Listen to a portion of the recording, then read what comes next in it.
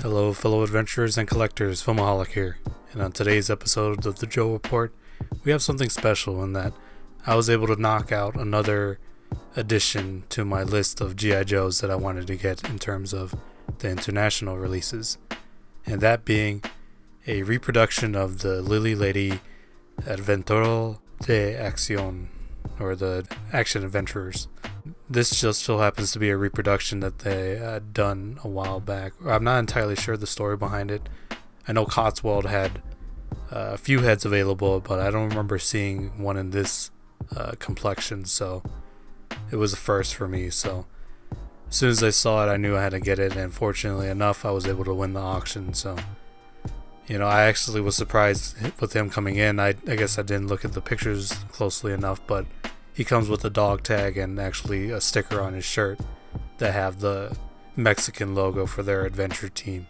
And having this in hand, it's definitely a cool figure. It's got a unique look, suffice to say, and I know the joke is out there, he kind of looks a little drunk, a little bit derpy, but to me, again, with these foreign figures, I know it's not everyone's cup of tea because they're used to the traditional G.I. Joe or the adventure team looks, but for me, these international figures are interesting to me because it's just curious to see how they interpret G.I. Joe and try to market it towards their demographics.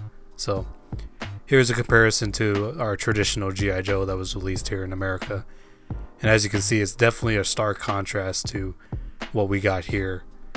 Sure, this is supposed to be the Adventure Team line, but you know, the classic G.I. Joe was used on other figures down the line. So yeah, this was a interesting piece to say the least. I'm not sure who actually made these reproductions, but it's really well done.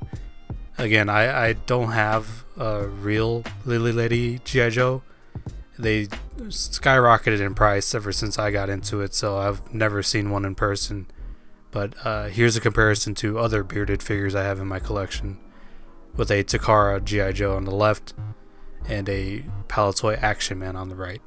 And yeah, I wish I had another version of this to add to my team, but this guy might end up being on the representation side of my collection in terms of how I display it.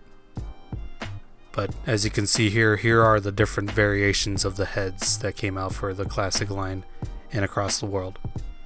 You know, of course, you have the Soldier of the World, G.I. Joe, the Adventure Team, African American, Palitoy Action Man, Geiper Man, Takara. He's a German, I know that much. And then, of course, the classic Takara one, which I found out has a brown-eyed variant that I have to get because I love those figures. But regardless, here he is at the very end, and even from everything else out there, there's nothing that looks like him. So I'm glad I was able to finally get one for my collection, and hopefully Cotswold gets around to getting more of those heads, because I would like to get another one and make another figure for my actual team. So yeah, this was just a quick find that I was able to get, and I pulled the trigger as soon as I could in terms of trying to get this guy into my collection. Had to do a little bit TLC because his beard was separating from his face, but outside of that, he makes a fine addition to the collection. So with that said, I appreciate you guys checking this video out, and if you feel so inclined, please like, comment, and or subscribe. I'd very much appreciate it. I'll catch you all next time.